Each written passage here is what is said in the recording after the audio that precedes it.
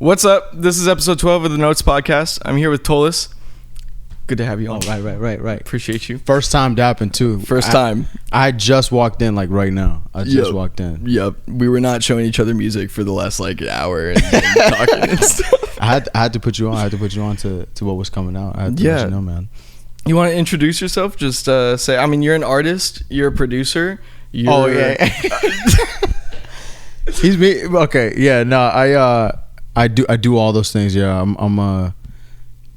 I don't know, man. Full disclosure, this is the second time we've done this because the intro got fucked up last time. Because now I want to say the same thing I just said, but it's new to them. I just don't like saying.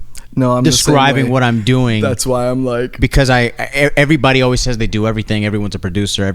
Also, when you travel enough and you just talk to enough people, you realize like there's so many talented and gifted people out there that I tend to not want to be like. And these are my skills, because it's like everybody's skilled now, bro. Everybody shoots videos. Everyone's a celebrity. It doesn't even matter anymore. Yeah. But wow, that was dark. But yeah, I'll be making music.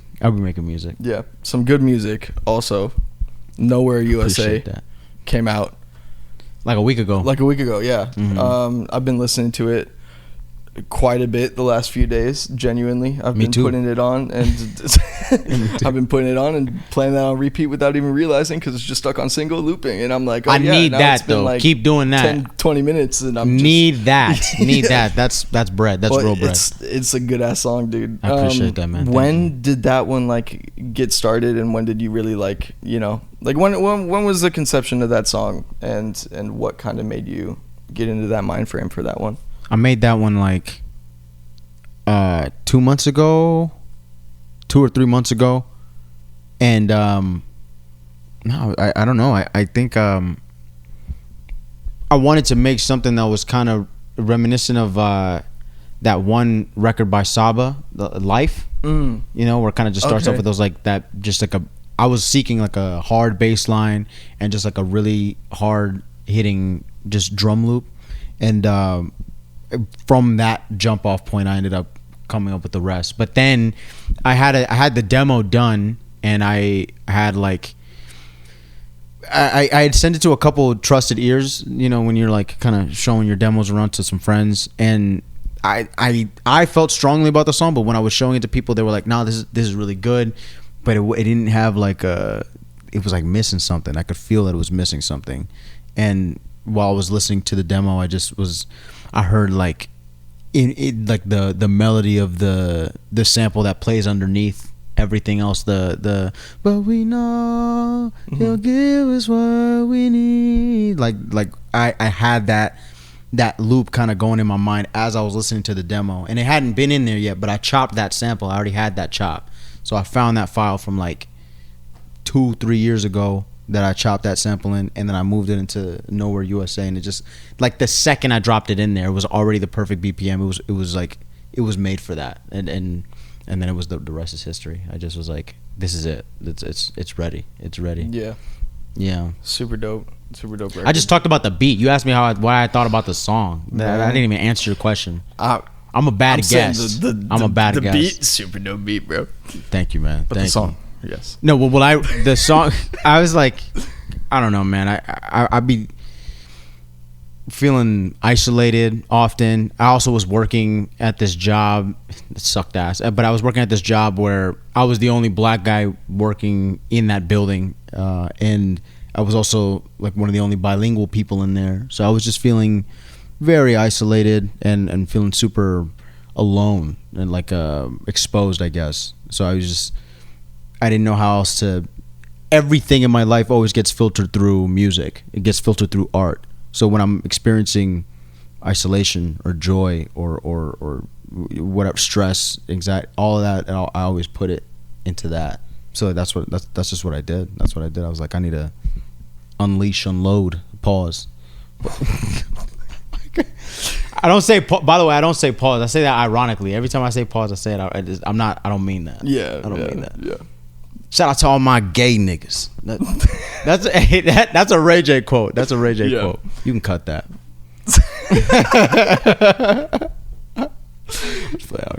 Okay, I was I don't care. Like I said though, really dope song. Thank you, man. Super sick. So how long have you been like making music, and really like what got you into it? And because you've been dropping for a long time now. I met him 5 years ago now at this time, which is crazy to say. But yeah, we old, man. I'm old at least. I'm definitely old.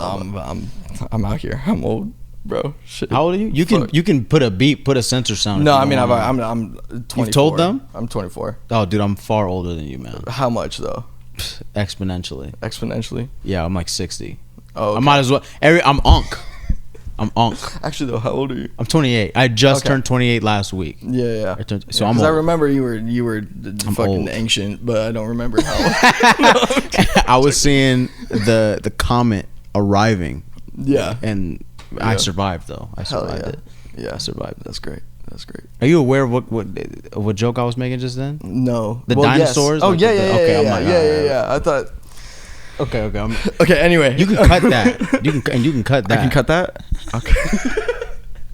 So yeah, how long you been? We met 5 years ago. I made a music video for him. Good. That video is still good. That video, bro, I fuck with that video. Side note: before I get into answering that question, there was somebody who, for a little moment, I was changing distributors, and Asylum came down off of DSPs, and like.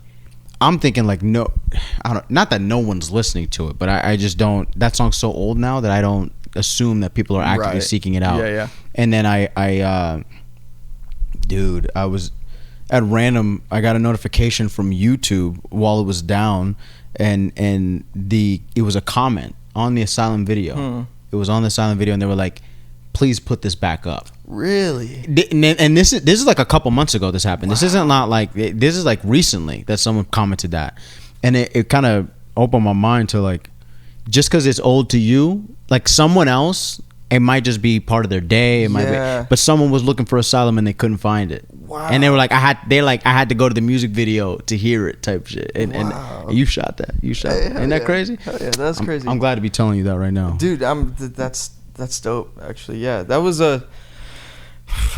quite the video. I like that video. Not to be like I made that. No, video, I like that video. Like, I liked it. It can't even just for as run and gun as it was. It still conceptually came out like it was pretty deep. It was it's still a really good video, and it also immortalized my car. R.I.P. Lucille. Yeah. That Nissan. I no longer drive that car anymore, but that was like the last preserved image of that video. Really? I got in a car accident like not that long after that. Damn. Totaled that bit. Dude. It wasn't my fault either. It wasn't my fault. Yeah. I got into music. How everyone else does. I don't know. My family, they all were always just like blasting different shit. I'm first generation American, so my family's from Honduras. They all would be bumping like bachata and like salsa music and just like punta, like regional music from Central America. And then, you know, my siblings who were growing up in American culture, they were listening to, like, at the time, what was popular. So, like, Nelly, Eminem.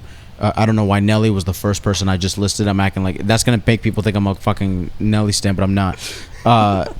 You know, Eminem, yes, though. There was a lot of Eminem being played in my house. My older brother put me onto that. He was listening to Doggy Style, and like, you know, those albums made me super interested in rap. But I didn't start recording music until I was like 13, 14 years old. Okay. And my sister was dating, now her husband, but at the time it was just the guy she was dating. He had shitty recording equipment, and he had like a shitty DAW. I think he was just using Audacity or some shit at the time. And when I would go hang out with my sister, like, he would let me use his equipment, like free reign.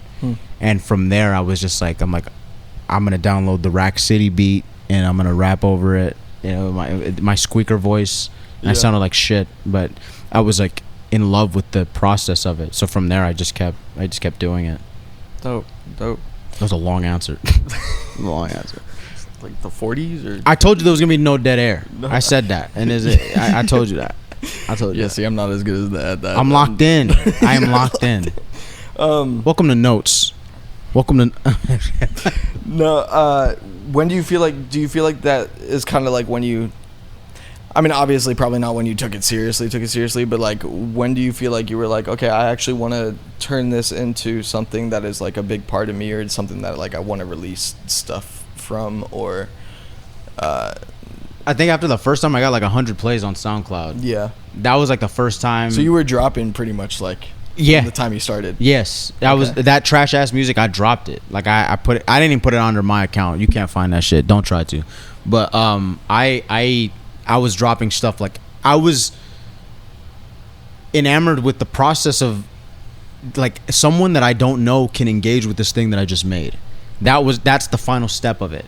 And for me, the process isn't really complete until it's out. Yeah. Even if like you know how they say like it's a therapeutic thing or cathartic thing to write a letter to someone and then like never send it or some shit. You just throw it away. Mm-hmm. But for me, it's like I need to know you read it. Yeah. Like, that's the part that gives me the catharsis. That's when I got it out. Yeah. And I was feeling like that even as a kid, so I would just put all that shit out. Even if it was so bad, bro. I can't believe I did that shit. That's so cool, actually. I feel like I have the same viewpoint with it, like when I started, because I was starting with like video shit and stuff, and it really did feel like until there was like that acknowowledgement of like just that a little few bit views or yeah, like that's all you need. It's like, oh, that's a real person. That's yeah. a real person interacting with this thing I care about. Yeah.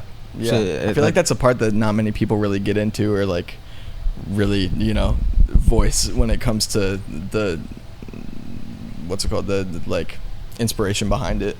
I saw this Puya interview one time, cursed, but he said something to a similar effect where he was saying that like after he got his first 1,000 plays on SoundCloud, that he's like, oh, I could literally just be a rapper forever. I don't know how he concluded that from it, but the same kind of thing where it's like people engaging with it, someone out there found it, and then enough times it got listened to that it motivates a new song. You're like, oh, somebody used it. Somebody used this thing. I'm useful in this moment.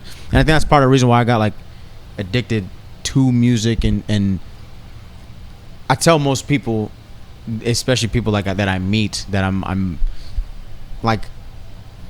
mostly artists, and like I'm like 90% artist, 10% person. Because like the things that are, I'm learning how to do the things that are indicative of self-care and like self-esteem and loving yourself. I'm the youngest in my family, and I grew up, I'm not a tall person, so a lot of my life was spent being like ignored, overlooked, not having a voice. So then I got this kind of validation and this welcoming embrace from an audience that is like, even if these were anonymous people or at a show, they're people I don't know, like strangers and shit, like them acknowledging me made me feel like in that moment I had purpose, I had usefulness, and I guess that's kind of like why I kept doing music, and music continues to be something I'm interested in, because I feel like that's where I provide utility. Does that make sense? Yeah. So from that, you know, that standpoint where you were dropping music and then you were, you know, seeing how it goes with people listening and stuff like that, when did there become like a spark to want to perform it like pretty early on, or was it kind of later that ended up happening where you were like, you know what, I actually want to do these live and see how things are, you know? I wasn't doing my own music. I was like I was used to being on stage because I had done stand up, like I was telling jokes and shit like that in school. And like stand up school routines. No, like a like talent show type of the latter. So I like, you know, I was finding it being like, it was pretty boring. Everyone was just doing singing and dancing, and that was lame. So I figured like, even if I bomb, that'll be funny. Mm-hmm. So I decided to do some jokes. Well, yeah, because at that point I'd be the best comedian there because I was the only comedian there. Right. So I was like, let me try it, and I won that in that particular occasion. So I was already kind of like performing in front of people, but I was just speaking. I wasn't doing music. I had not sung in front of anyone. And then my friend Garrett and we had AP US history together, and we had an assignment that we decided to make music to. We did like it was like a some kind of, I think it was a remix of like New Slaves by Kanye. Jesus was new at the time. And then we just enjoyed making songs. Even the song was stupid, but we enjoyed making it so much we just started making our own music casually. And then from there we went to an open mic, and like we gathered some people. I'm pretty sure like 12 people showed up to our little set. And it was him on the guitar and me singing and rapping. Very cursed, very cringe. But like when I was done, everybody clapped. And they were like really nice to me, and I was like, oh shit, I didn't suck as bad as I thought. But I did suck. I was bad. But I liked that the relief of getting through it, and then I also liked how people, like, after you do something like that, then you're realizing like, oh, not everybody can do that. Not everybody's on the stage and shit like that, and that felt good. So I just kept doing that with my friend. And then we got a band together, and then we started doing shows, and I got used to it in that way. Was it a whole like live band? Yes. Okay. Drums, bass. The guitar player also played tuba, and then in songs. Yeah, we would he'd like switch it out sometimes from time to time, and then we had our pianist. He also played bass, and like and they're all those guys are very talented musicians. They all have their own successful music to this day. Like, really? Yes, yeah. Pablo, the drummer, he's a drummer. Pablo Love Train, and then Garrett, the guitar player, he has a band called Juniper Ridge. He has a few different bands, but Juniper Ridge is like his main one. Ian, he's like built different because when we were juniors. He was a freshman, so he was the youngest in the band and shit like that. But he was and is by far like the most gifted among us musically. And so now I'm pretty sure he scores for films and stuff like that. Really? Yeah. No, the guys built Limitless. So they all ended up in paths in music. That's really cool. Actually, I feel like you hear a lot about like people in like high school bands or past bands that are just like, oh well, now they're doing accountant shit. Like, no, they all, and that's actually pretty wild. Yeah, all the people that were in that band, they all ended up continuing to do like music pays their bills type shit. Wow. Yeah, like they're all like, one is he's able to engineer, and then like I said, scoring films, drummer for band. Like they're all working musicians now. Wow. But it was with them. Like I made some of the best music. I won't say like I've ever made in the way that it's in quality of sound. I think we had very ambitious ideas for a bunch of teenagers. Like we actually were putting together some very interesting ideas. But I learned how to record music. I learned how to make an album, like how to make a project, what it's like collaborating with people, the processes of like you need to record in chunks. You know, like I don't know, and all of that ends up impacting and influencing how I do my workflow now. So now I try to streamline everything differently from that experience. Right. Well, let's just keep going with the timeline then in that case, because I mean, from the band stuff, do you feel like there was like a moment where you were like, okay, well now I want to, yeah, like did it kind of just like fade out, or what was the situation that made you become a solo artist, or was there like a gap in between those, like distance? We were going to colleges that were not. I was going to NAU. Pablo went to NAU as well, but two of the band members weren't there, and it just kind of fell out in that regard. But I was always writing and working on my own solo music. I was always doing that. When I was working with the band, it was like when I'd write a verse, it would be for my own personal thing, but then I'm working with the band on something and I'm giving my best verse to this thing. You know, I'm going to put my best lyrics on whatever we're working on. And I kind of got to a point where I no longer wanted to, I didn't want to have my lyrics, like, I didn't want to have it approved by a group majority and stuff. And I also wanted to start producing, and I kind of took a gamble on myself. I took a little risk, but then I started dropping my own music, and I had one song like start to do really well before I moved to Europe for a little bit.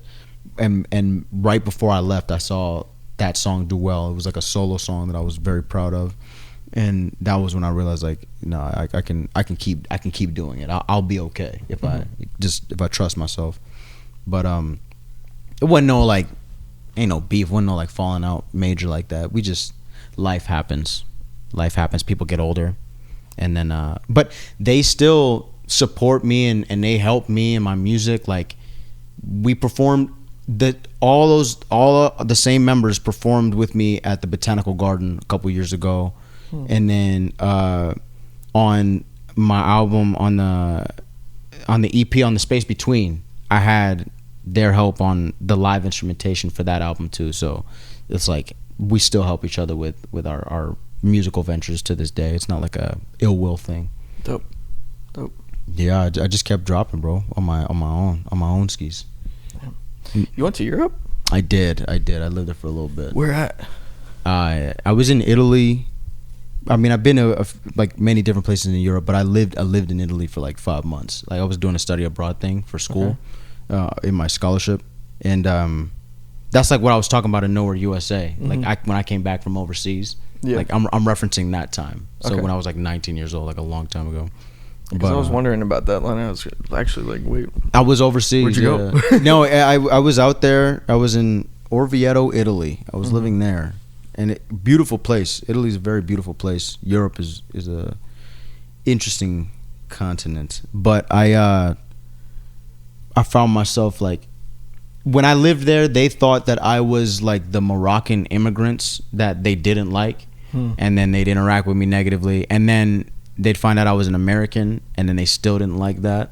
So I never really got like the big bear hug from the culture or community. And then I came back home, and I kind of figured out that's just the way that's how the world works. It's not necessarily just Europe or America. And like, before I left there, before I left for Europe, I thought that out there it was like some kind of enlightened place that, oh no, they're above the American.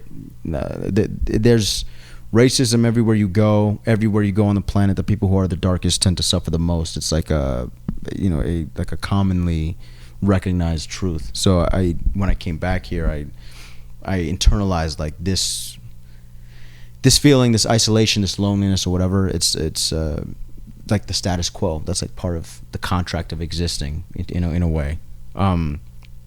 So that's what I was talking about in that song. I figured I'd rather just like reference it briefly in there and just have like a really loaded line, as opposed to like fleshing it out too heavy, because I don't even know how to describe all that with brevity.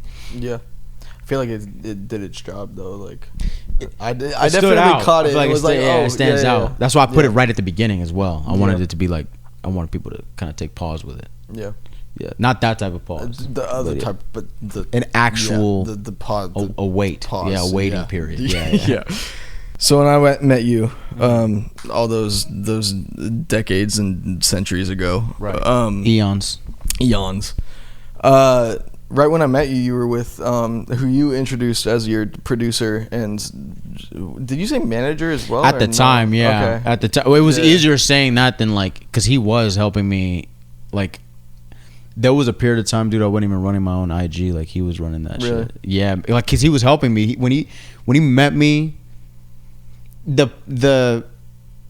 and I were never going to embark on like and now we're working on Tullis music. It was never like that. Yeah. It was never like that. He had just moved out here from Louisiana, and he was helping Isaiah with his album. And he was helping with the production and stuff, the producing, and engineering on that. This is Roddy. Yeah. Also, he was helping on that. Does he go by Roddy or? You can look. Yeah, you can look up his music under Roddy. You'll find it. Cool. I think his most popular song is still Sunset Strings, but he was out here helping Isaiah with his album that ended up getting him put on, and while he was working on that, like, he was fresh out here from LSU and stuff, and then I went over there to do a session with Isaiah. Because did you ever go to that house that he stayed at? No. Well, there was like always mad people in there. There was always mad artists just like coming in and out of there. It was pretty chaotic. But I went over there, and he was he was at the helm. He was engineering the session, and he just like had some beats on his laptop, loaded one up, and I got on a song with Millie that day. I think I remember, but it nothing came of the record, but like it was a high quality recording, it was a good record. So then he was like, come back, we can work on some of your own shit and then we did. And then we dropped My Dear Chimera together. But when I recorded with him, that was the first time I had heard my voice in a quality that I was like, this is the best quality I've heard my shit ever. No one had mixed my vocals or made my music sound as good as he had made it sound. So I was like, I got to keep coming back. And he was also incredibly nice. Now he's he's one of my best friends. Yeah. That's my brother right there. But at the time, I didn't know that it was gonna end up becoming all that. And then he was looking at my Instagram and shit like that, like on my media and like everything. And it like when I introduced him as my manager, but that was like, it was mainly because like he observed my social media and he's like, you post too much like a guy, like just like a is what I'm saying making sense? No, like, that just makes like sense. like you're not posting like an artist that people are following the story of, their idea. Right. Yeah. You're posting like someone that they went to high school with. You need to be like kind of more. You need to get like high quality shoots and that's when I started doing all that. Right. Started massing, getting more followers and all that shit. He put me on all that. Yeah. And he met me at like I was at a point in my music career where I was making my own independent projects and everything, but it was fairly directionless. I was just kind of like, I was assembling the plane as it was already flying. Yeah. So I would get the visuals for something, but everything was guerrilla style. I'm stealing beats, I'm doing this and that. But when I started working with him, that was when I finally had gotten to the point where I was curating and creating beats from scratch with someone who was also kind of walking me through what he was getting done on the DAW. So I was learning like how to make the beats and everything in real time.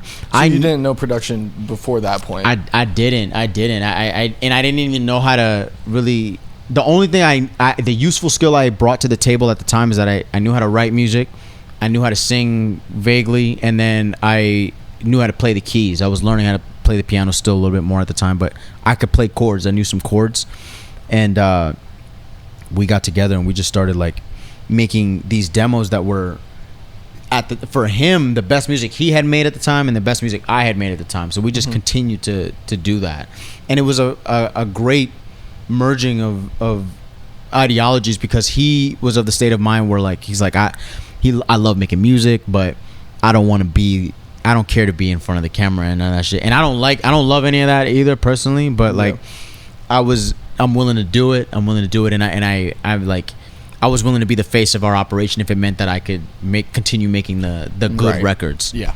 And so we just kept doing that, bro. We just kept doing that. Dope. And how long into that were you when I met you?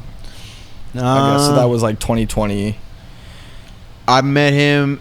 Damn, like we struck up our friendship like we were probably like a year deep into our shit. I think I met him the year before that, because he moved out to Arizona like 2019 or something. Okay. Yeah.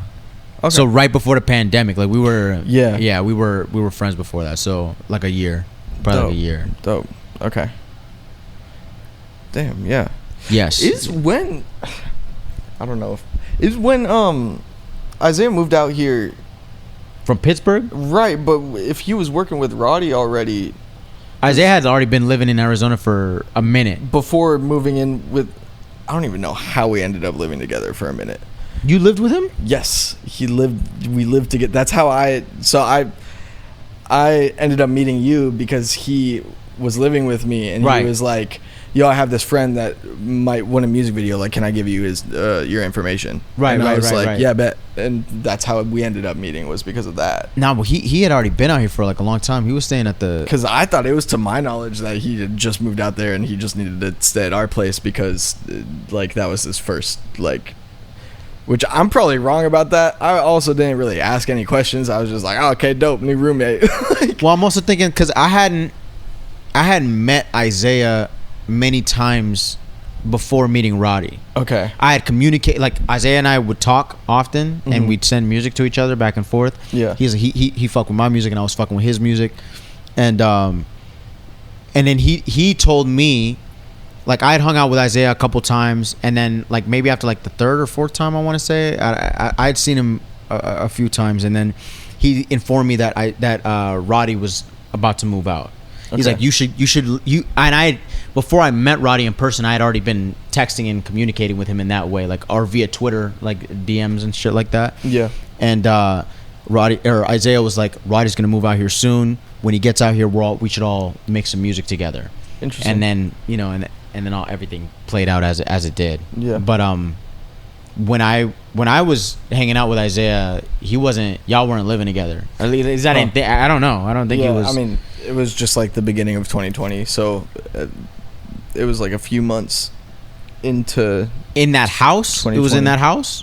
See, that was where I was. I hung out with him in that house, and he was living with Pat some other place before that. Interesting. Okay. Damn. It's a small world. It is a small world. It's a small world. No, so yeah, how? Because you mentioned earlier that now he lives in, is it Florida? Yeah, I don't want to air him. I don't want to dox him. Real federal over there. Away. Getting real federal with the questions. No, he moved away. So is that when was that, and is that also when you turned into like, okay, no, like I'm gonna produce a lot more for myself now? Or was it before then? Like what? I was already producing there? Like literally. Already like a couple years into our collaboration together, I got my own laptop like at the end of 2021 that could run FL Studio and all that stuff. That's when I started really producing for myself. Okay.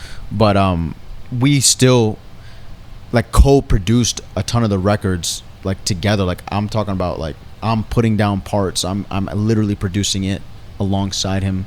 So it wasn't like it was all him, but there was a period of time where it was like a bridge portion where he was still sending and making the lion's share of the beats, and I was just like putting my artistic take on it, and then I'd add some things maybe after in post.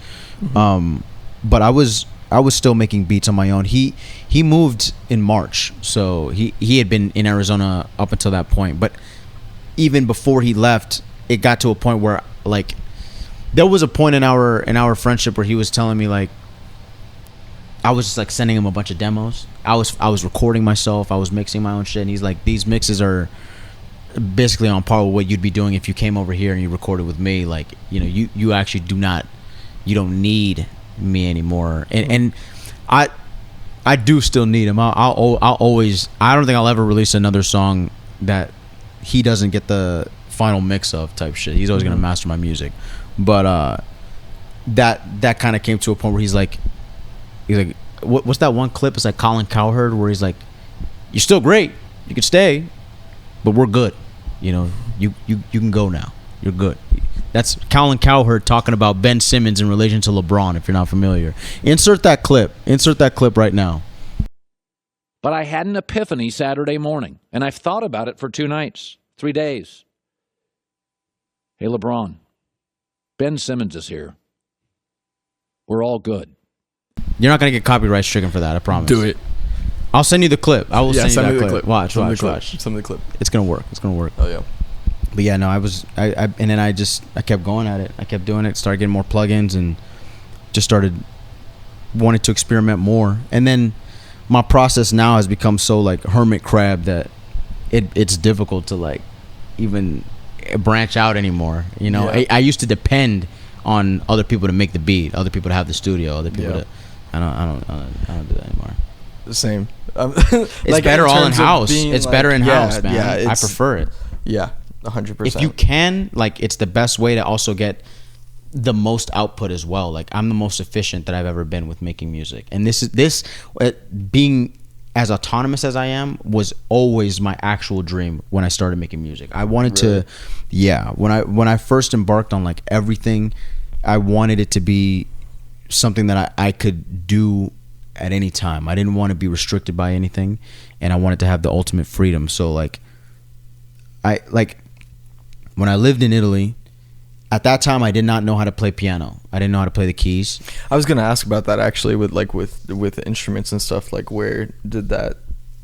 I mean, you're answering. No, that, yeah. Like, how did that come about? But I continue with that train of thought because I started with piano because when I was out there, I didn't have access to any studio. You know, there was no recording my music. There was no, and ironically, that was the point where I actually had the most momentum I had in my music career at the time. I had a song that was like buzzing really nice, but I couldn't follow it up with any new releases, like nothing else.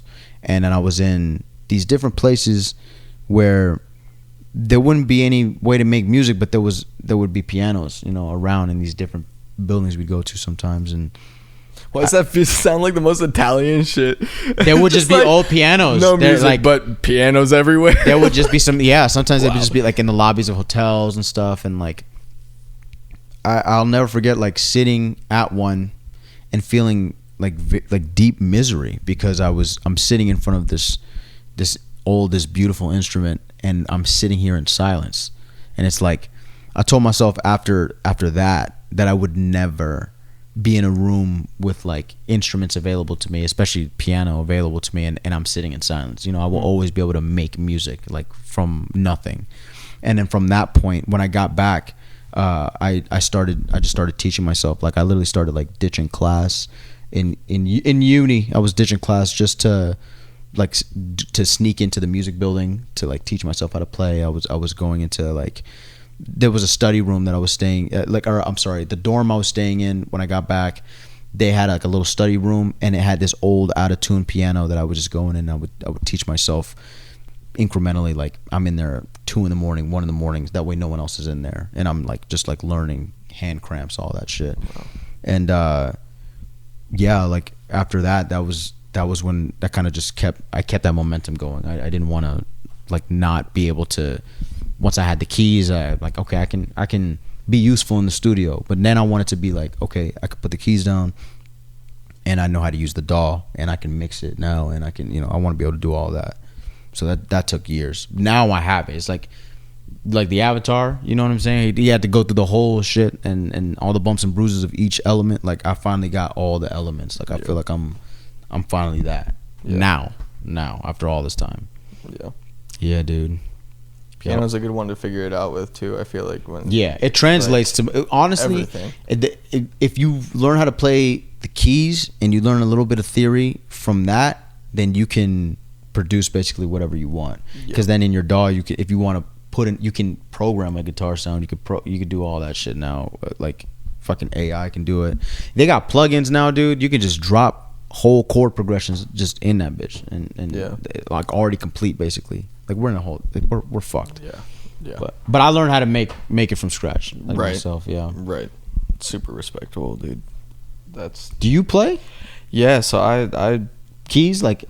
So I when I was a kid, I took like private lessons because both my parents are I know, but my parents are both musicians and stuff. Like they're both choir people. They were both in like a professional choir my whole so they're locked upbringing. In. So yeah, they were, okay. You know, so like as a kid it was like, okay, you're taking piano lessons, like you're not, there's no choice. There really wasn't. And it got to the point too where like I was such an asshole to my piano teacher. Like a little fucking like 7 to 10 year old me was just like, fuck you, I'm not practicing at all. I would just like fuck around in the lessons and whatever. And it was like, but I ended up, retained it? I was gonna say, did you retain? So I, in those lessons, learned how to read music, which was really important going into an art school later in life. Because I can't read music. Reading music, but I'm like Nick Cannon in Drumline. I cannot read music. I feel like at the same time though, like you have to have an ear for it, because like we were talking about previously with. Yeah. Don't go to Crash. If you're in Arizona, don't go to Crash. Don't go to Crash. But it's a money suck. There are a lot of people that would just like know the technicalities of everything, but like not like know how to make good music. If you told them like, yo, make something up, they would be like, what the fuck, you know? Yeah, it has to be in front of them. They can play something that's already been made. Yeah, so I mean there was a lot like that, but there was like, I learned how to read music. I would learn my songs just enough to be able to perform them and like be good. And like that was all, like I never really practiced. I was just learning in the once a week lessons, like how to, play these songs that we performed at like recitals and stuff like that. So like that was, you know, from the time I was maybe, I don't know the exact timeline, but maybe from like when I was 7 to my last official piano lesson being in school when I was in 8th grade. So like 13, 14 or whatever. That was all like classical piano training. And then I said fuck that to all of it, forgot all of the songs I learned except for like one, which was like the theme music to Lord of the Rings. And then forgot that now too. But that is actually like such a weird thing to come back to, because I forgot like all piano stuff and then like picked it back up when I started producing again when I was like 19, 20, when I first started like producing stuff. And that was also like a situation where, you know, like we talked about when I went into rehab, like early 2020, or early 2021, I mean, there was a piano around just because like people, you know, it was a whole bunch of people with nothing else to do, or right? whatever. You can't be on your phones and shit. Yeah, there was a piano and there was a guitar, and there was this one kid that could play the guitar a little bit. He taught me like a couple random chords because I'd never played guitar. And then I was telling everyone that I was trying to be a musician, and they were like, well, then fucking play something. So I would just like improv a whole bunch of random shit on the piano, and that made me go, oh wait, like I actually know, like I can pick it back up again, not in a sense of reading music and picking it back up, but just in a sense of like, oh yeah, I have an ear for this, and like I can figure it out like in a way kind of like, I don't know, sitting in front of the piano and being like, no, like I know chord progressions enough to like, it was weird getting back into it. So I retained it just enough, but it's also like I can't sit there and play some Mozart shit without, of course, nor can I. I don't claim to be any of that, but I do remember when I met you, you were like, I play the keys, and I was like, bro, fuck yeah, actually. Like I remember that was a big thing that you were stressing, that was like, a new learning this shit. Like, yeah, that was a new acquired skill. That was a new acquired skill at the time. And it was like at that time that was the first time I could actually declare that, because I had music out that had me playing piano on it that had succeeded. So I was like, oh, okay, like I know how to make shit that's not gonna sound like shit. Right. That's really what it comes down to. Because it can be complex and still sound like ass. You get what I'm saying? Yeah. So no, I brought it up a lot. Well, when you first met me? So you making it the way you talking about it. No, not in like a he making it sound like I'm. No, I just remember that you were very adamant about being like, the keys are my instrument when it comes to like, aside from artists, I can play guitar, like I could play a few chords on guitar, but I'm not. I would never say I'm a guitar player. Right. The same way for a long time I'd be like, I can sing. I do not call myself a singer. Now I sing. Like I'd be like, I'm a singer now. But there was I say I only started saying that, what I just said right now, about being like a singer, as of like 3 years ago, maybe like 2 years ago. I only just really yes. Even after already having these songs out that you sang, I was very like, nah. I'm like, well, it's the way I perceived it is like, this is functional. I'm not doing any unique runs. I'm not doing anything that's like, I'm not changing the game in any type of way. I'm just like, I'm hitting the notes. Right. Which is like, that's not being a bad singer, but like, I feel like if you're saying you're a singer, you're thinking like, I'm thinking Chris Brown type shit. He's doing all the way he's doing, he's doing the most. I was never able really to do that. I now can do a little bit more vocally, but like, it took me a long time to get to the point where I acknowledge that. That's just a character flaw. Whatever. Whole different thing. Yeah. But no, you weren't like, you made it sound like, I know. That's, I don't mean it like that. But all I mean is that you were very much so just like, you seemed passionate about it, and that was when in Rome, dude. We were with other musicians, other people who were making music and shit too. You gotta let them know. Your utility. Yeah. Because like, if we're making a record, I'm like, it's kind of like, okay, we're gonna make a song. Everybody says what they're gonna do. What are you good at? Like, it's kind of like, that's how, in my experience. Yeah, no, that's true. So performance wise, like, how often do you perform / do you want to perform more / what's the deal with your show type of stuff? I guess that's a terrible way of putting it, but I understood your question though. I want to perform more, yes. it's difficult booking shows in Arizona, right? Especially if you're because like if you're a black person in Arizona trying to book music, it's like, oh, it's rap shit. And yeah, I do rap stuff as well, but like it's all the nuance in what's being made, it's just thrown right out the window. They kind of just want really like indie acts and like music that makes white people feel really comfortable, I guess. But I don't know. I that aside, I do want to perform more. I just don't ever want to. I don't want to do any like lackluster performing. I don't want it to just be like I'm doing it just to do it. If I'm gathering a bunch of people for an event and they're paying admission and gas and all that shit, like I want to make it something worth watching. Like it needs to be clean, rehearsed, put together. So I want to, like in the near future, try to arrange something with like Prime Society. I've been working on some things, but in the past I performed a decent amount of shows. Like I performed a lot. I just think like when I'm making the records from scratch. I'm dropping the records. I'm promoting the records. Then you're also having to.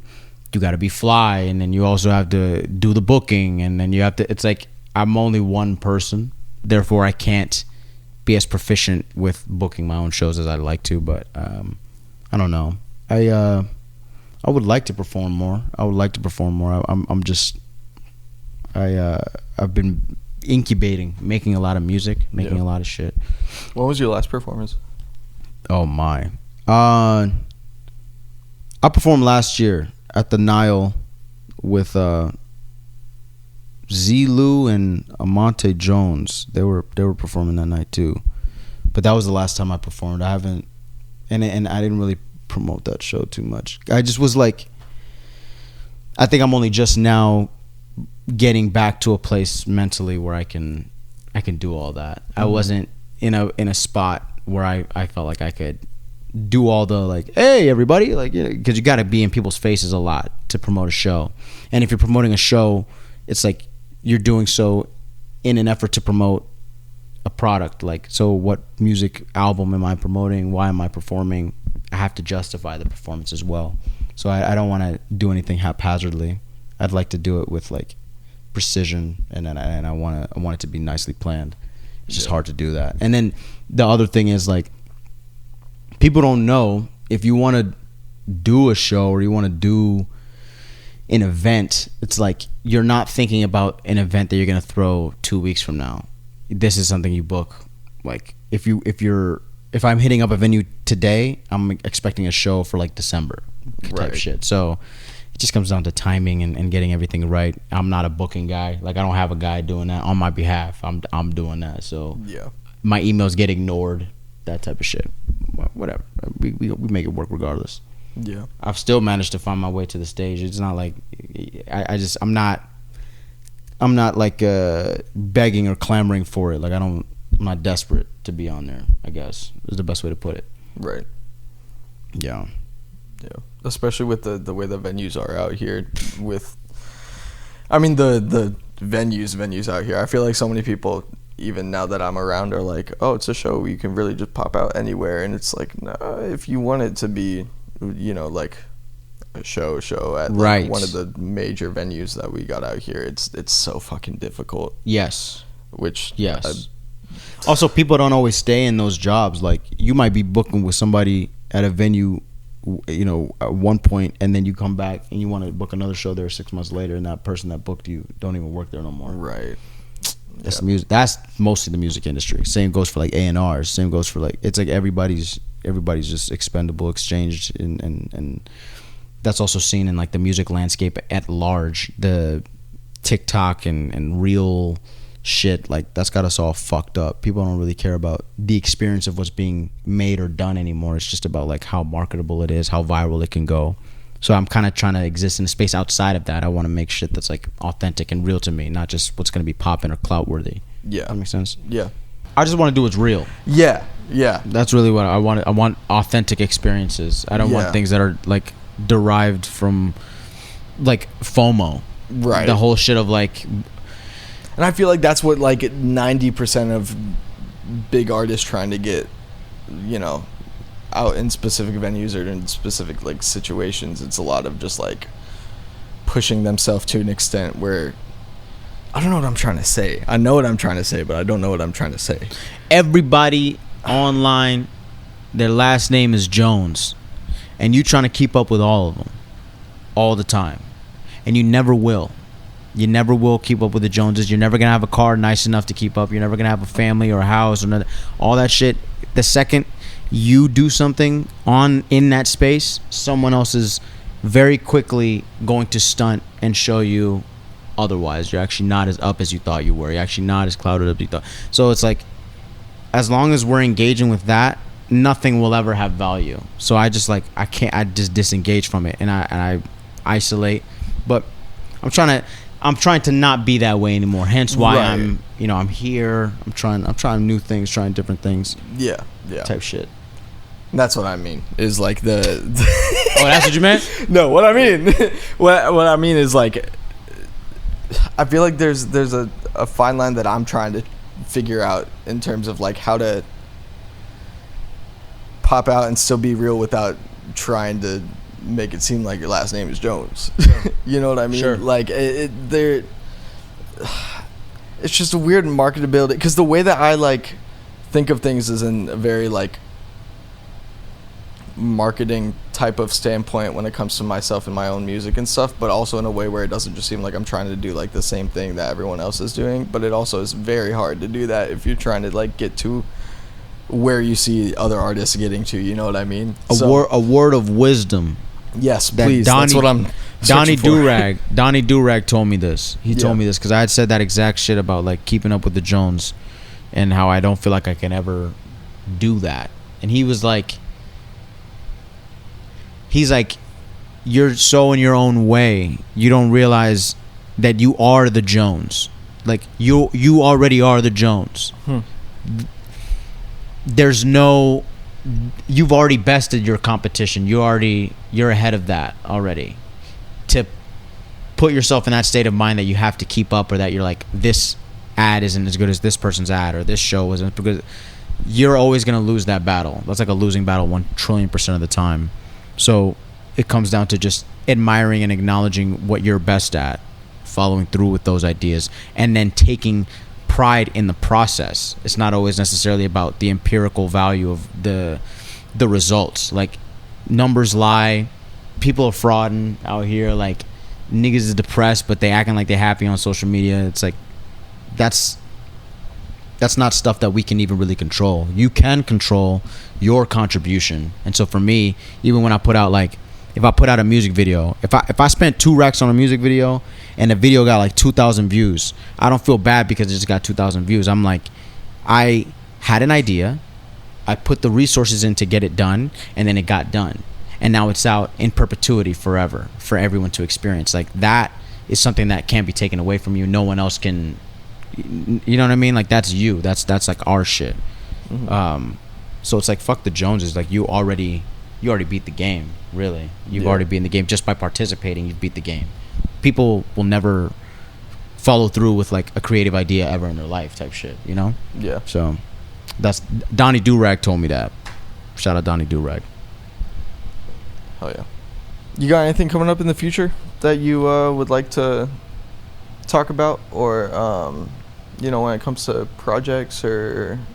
I'm hesitant.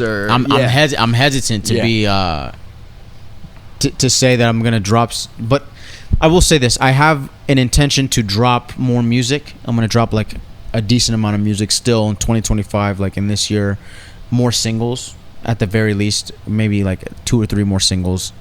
If all goes well and according to the vague plan that I have, I'll put out a project, the one I was showing you earlier. Mm-hmm. But I don't know. I don't have any shows or anything like that I necessarily want to promote, but I do hope people listen to Nowhere USA. I hope they listen to all the shit that I already have out. You Got It, all those things. Waves of Grief. Listen to Waves of Grief if you're gonna listen to anything. That's a whole ass album I dropped, and I produced that whole album myself. I produced that whole shit. So if you want to listen to anything, check out Waves of Grief. You said upcoming mindsets. Prep yourself for jacked Tullis. I'm about to start hitting the gym. Let's go. That's it. Let's go. That was a lie, by the way. That was false. I'm not doing that. I'm not doing that. I might. I don't know. I might. People been my coworkers been trying to get me to go to the gym with them, and I'm like, no. I mean, it's a good thing to do. Now I feel like I'm getting older. I should start doing that. But like, hey man, as healthy as possible. I'm literally about to. After this, I'm going home and I'm gonna get loaded. I'm about to, like the opposite of the gym. Like I'm not doing the gym shit. I'm on. So, Nowhere USA. Yes, sir. Go peep that. Go listen to that. Everything will be down in the description. Please. Your links, your just everything, dude. Fucking watch out for this guy. I can't speak right now. Watch notes. Listen to notes. Enjoy notes. Listen notes. Got some good things cooking. Do you have any notes? I got notes. Fucking 12 episodes. No notes. Hopefully make it to 13, babe. We'll see. Thanks for having me. Thanks for coming through. And that's really only the second time we've dapped up today. That was only the second time. No more than two. I'm good. Thank you. Tullis out. Thanks. Instantly reached for the phone. That's cursed. Did I? No, you me. did. Oh, I was like. Me on camera.